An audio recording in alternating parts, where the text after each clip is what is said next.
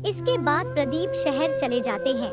तकरीबन 2 महीने बाद प्रदीप का दोस्त दिनेश किसी काम से शहर से गांव आता है, तो वह सुलोचना से मिलकर कहता है ताकि प्रदीप को शहर में नौकरी मिल गई और वह बिल्कुल ठीक है। उसने कहा है कि आप उसकी बिल्कुल भी चिंता ना करें।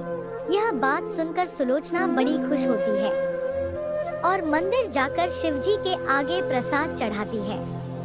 इसी तरह वह हर रोज मंदिर जाकर शिवजी से प्रार्थना करती रहती। प्रदीप हर महीने अपनी माँ को खर्चे पानी के लिए रुपए भेजता रहता। ऐसे ही समय बीतता गया। प्रदीप को शहर गए 1 साल बीत गया, लेकिन पिछले 2 महीनों से ना तो उसने पैसे भिजवाए और ना ही उसकी कोई खबर आई। यह देख सुलोचना चिंता में पड़ गई। फिर एक दिन उसे गांव में दिनेश दिखाई दिया, तो वह भागते हुए उसके पास गई और कहने लगी, अरे दिनेश, तू गांव कब आया और मेरा प्रदीप कैसा है? कई रोज हो गए उसकी कोई खबर ही नहीं आई। अब काकी, मैं आपसे मिलने ही आ रहा था। प्रदीप नो बहुत परेशान है, उसकी नौकरी चली गई है।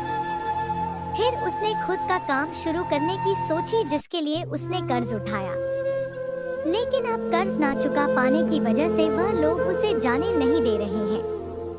यह बात सुनकर सुलोचना के होश उड़ जाते हैं और वह दिनेश के साथ शहर चली जाती है। अरे माँ, तुम्हें यहाँ आने की क्या जरूरत थी? यह लोग तुम्हें भी पकड़ लेंगे, तू परेशान मत हो। मैंने कुछ पैसे बचा कर रखे हैं, इन लोगों को वो पैसे देकर कुछ दिन की मोहलत मांग लेंगे।